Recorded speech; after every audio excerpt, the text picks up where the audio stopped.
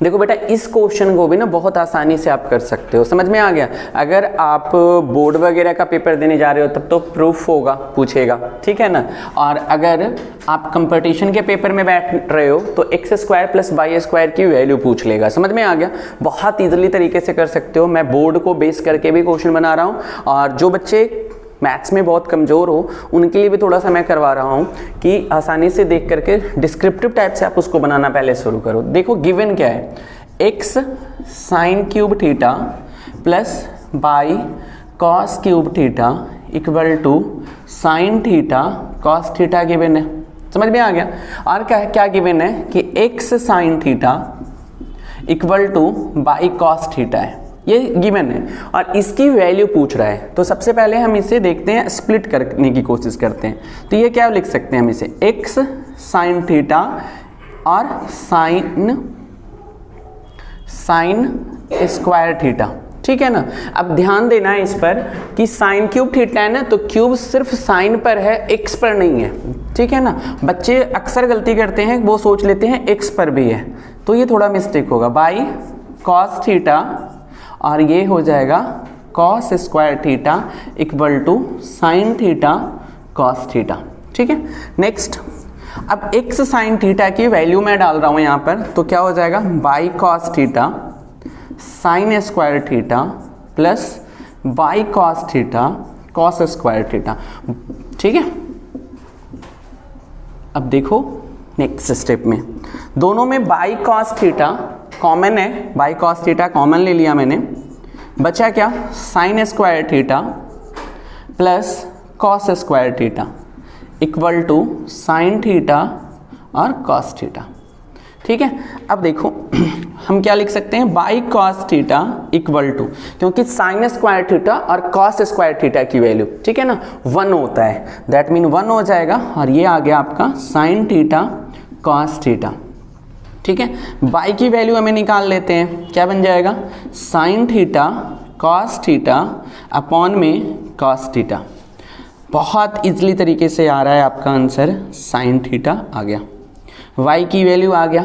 Same यही process हम next बार फिर स्प्लिट करके प्रोसेस पुट करेंगे, तो देख लेते हैं क्या है आपका स्टेप। यही है x, देखो x साइन थीटा इसमें हमने किया है, तो हम क्या कर रहे हैं, सेम वही करेंगे, x sign theta cos theta, ठीक है, प्लस में cos square theta by cos theta sine square theta, ठीक है।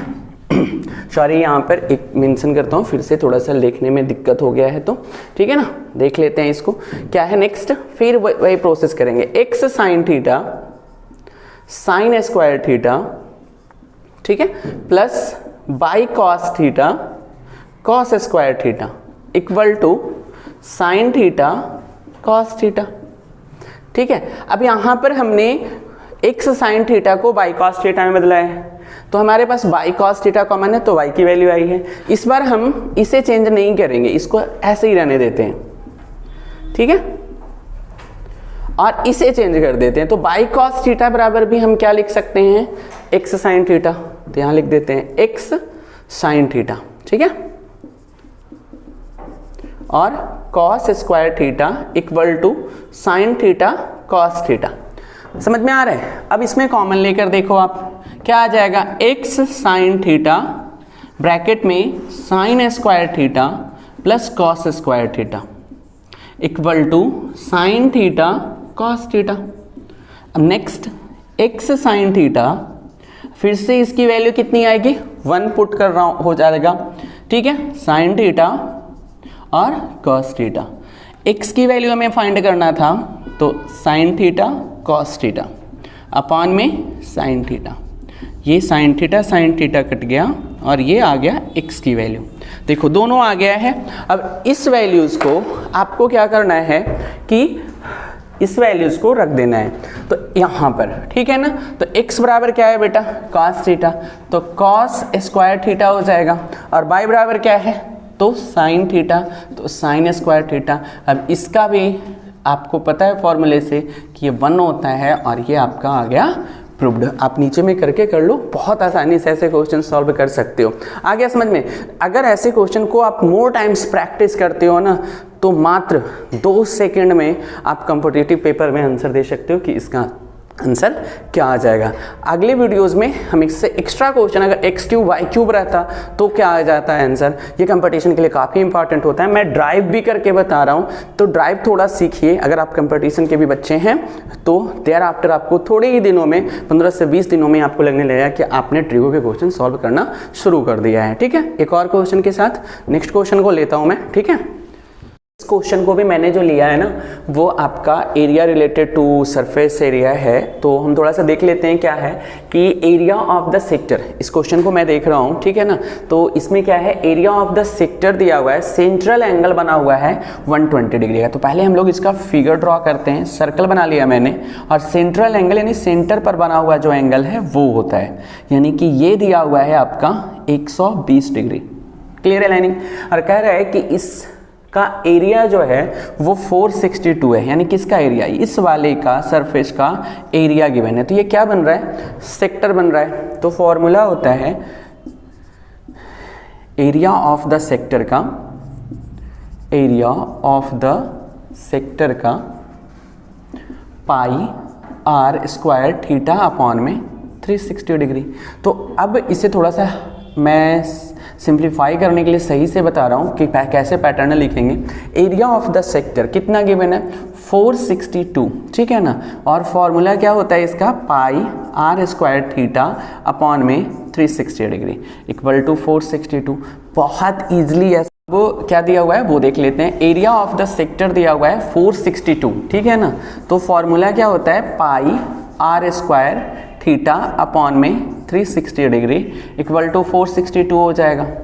क्लियर है? अब देखो पाई की वैल्यू 22/7। और ध्यान देना बेटा, अगर क्वेश्चन में पाई की वैल्यू 3.14 मेंशन हो तो 3.14 ही आप लोग पुट करना, लेकिन इस क्वेश्चन में मेंशन नहीं है तो 22/7 रख लेते हैं। r स्क्वायर, r पता नहीं हम लोगों को, थीटा 120 डिग्री बटे में 360 इक्वल टू 462। क्लियर हो रहा है लाइनिंग? अब यहाँ कट करेंगे, ये आ जाएगा 3, तो इधर आ गया 22 अपॉन में 21 r स्क्वायर इक्वल टू 462। तो r स्क्वायर इक्वल टू क्या हो जाएगा, 462, ठीक है ना। 21 ऊपर गया और ये आ जाएगा नीचे।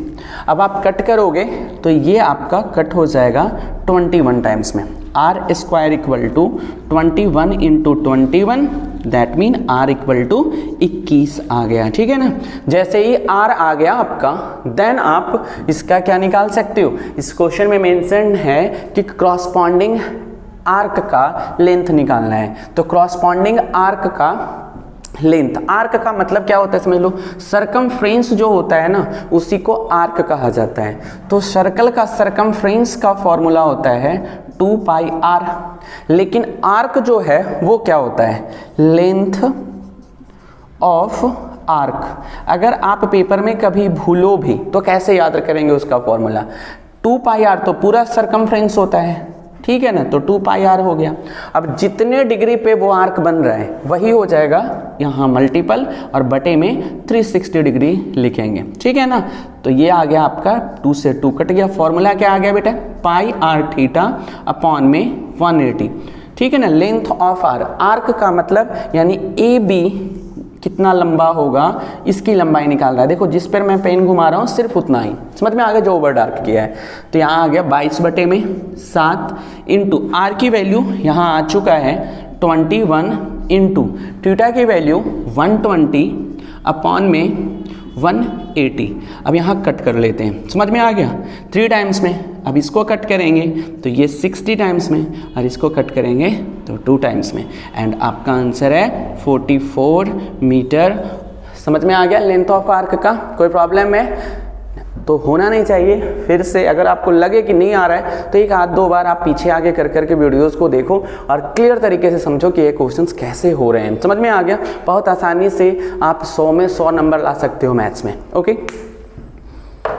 वहाँ स्प्लिट है और बहुत सारे बच्चों को ये प्रॉब्लम है कि ये ऐसे क्वेश्चन जैसे ही पावर पर 4 देखते हैं आधा जो उनका आत्मा होता है ना वो बाहर निकल जाता है शरीर से। समझ में आ गया? उसके बाद कहते हैं यार ये तो हो ही नहीं सकता है, 3-4 नंबर का क्वेश्चन तो अब फाइनल में मेरा छूटेगा। समझ में आ गया? ऐसा कुछ नहीं होता, बहुत आसानी से कर सकते हो इसको। देखो बहुत सिंपल मेथड से मैं बता रहा हूँ। पहले ना इसको ओपन कर लेते हैं। 9x² minus 6b² x minus a to the power 4 और ब्रैकेट के बाहर में माइनस है यानी प्लस का हो जाएगा b to the power 4 equal to 0। Clear है लाइनिंग? अब देखो इसमें हम इसको थोड़ा अरेंज कर रहे हैं। क्यों अरेंज कर रहे हैं ये भी बताऊंगा मैं। 6b² x और ये इधर लाते हैं प्लस का b पर पावर 4, तो b पर पावर 4 को हम क्या लिख सकते हैं? हाँ, b² पर पावर स्क्वायर माइनस a² को स्क्वायर लिख सकते हैं इक्वल टू 0। क्लियर है लाइनिंग? अब देखो थोड़ा सा ना हम लोग दिमाग यूज करेंगे। इतने पर ध्यान देना है। समझ में आ गया? इस इतने पर ध्यान दोगे तो एक अलजेब्रा का बेसिक कॉन्सेप्ट फॉर्मूला है क्या?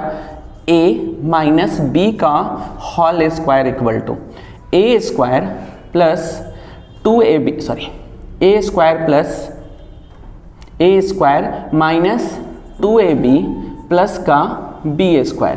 तो देखो इस वाले पैटर्न पर आपका बनेगा, बीच में माइनस है इसलिए माइनस वाला फॉर्मूला लगेगा। अगर प्लस होता तो प्लस वाले फॉर्मूले पर हम लोग आते। तो अब देखो ना a के जगह पर क्या है? 9x²। तो 9 किसका स्क्वायर होता है ये सोचना है, तो 3x का स्क्वायर होता है। ठीक है, अब देखो लास्ट वाले को ओपन कर लेते हैं। तो ये है, तो ये b²। क्लियर है लाइनिंग? कोई प्रॉब्लम?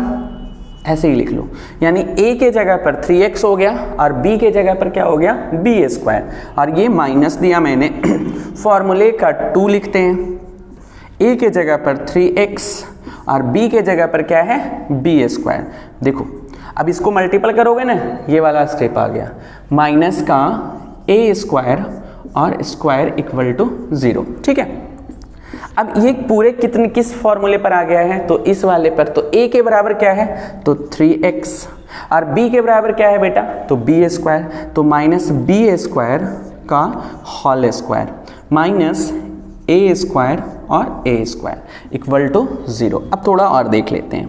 अब आपने एक और फॉर्मूला पढ़ा होगा, a² minus b² equal to a plus b और a minus b. I think समझ में आ रहा है आपको कि मैं क्या क्या कर रहा हूँ। अलजेब्रा का बेसिक फॉर्मूला यूज कर रहे हैं और इसका सॉल्यूशन आपके पास आ रहा है। समझ में आ गया? ये देख लेते हैं नेक्स्ट। तो a के बराबर ये पूरा हो गया और b के बराबर ये हो गया। तो क्या हो जाएगा? 3x माइनस b², एक बार प्लस में ये वाला टर्म और फिर मल्टीपल में a की वैल्यू 3x माइनस b² और एक बार माइनस में, यही तो होता है इक्वल टू 0। समझ में आ गया? 10th क्लास में हो तो इसके बाद आपको क्या करना होगा? सेपरेट कर लेते हैं। 3x minus b² plus a² equal to 0 1 times और अगला बार 3x minus b² minus a² equal to 0। समझ में आ गया? अब देख लेते हैं थोड़ा सा। x इक्वल टू क्या हो जाएगा? तो 3x इक्वल टू क्या हो जाएगा? इधर लेकर जाएंगे तो b² minus a², x equal to b² minus a² upon में 3। ये x की वैल्यू आ गई। ठीक है, अब इसमें करेंगे तो 3x इक्वल टू हम लोग क्या लिख सकते हैं? दोनों इस तरह जाएगा तो प्लस में ही रहेगा। ठीक है, x equal to a² plus b² upon में 3 और ये आपका x का आंसर आ गया। आई थिंक आपको समझ में आ गया होगा। ऐसे क्वेश्चन को ना 1-2 बार अगर आपने कर लिया, देख लिया, देखने के बाद 2-4 मिनट तक सोचो कि इसमें क्या हुआ है और उसके बाद फिर क्वेश्चन को लिखो, फिर से अपने बिना वीडियोस को देखे हुए करने की कोशिश करो। अगर आपसे बन गया तो ऐसे 2-3 बार पेपर से पहले प्रैक्टिस करने हैं ऐसे क्वेश्चन पर। पेपर में अगर आया तो आप इससे क्वेश्चन को आसानी से कर सकते हो। और ये पिछले 10 वर्षों से जो क्वेश्चन आ रहे हैं, पैटर्न जो है उसी पर मैं ये वीडियोज़ बना रहा हूं। तो ऑब्वियसली रहिए कि 80% क्वेश्चंस तो कंफर्म ऐसे क्वेश्चंस रहेंगे आपके वीडियोस में, पेपर में, तो आप आसानी से ऐसे क्वेश्चंस कर सकते हो। समझ में आ गया? और भी बच्चों को शेयर करो, सब्सक्राइब करो ताकि उनको भी ये फायदा हो कि वो 10th कमिंग बोर्ड में आसानी से अच्छे मार्क्स उठा सकते हैं। समझ में आ गया?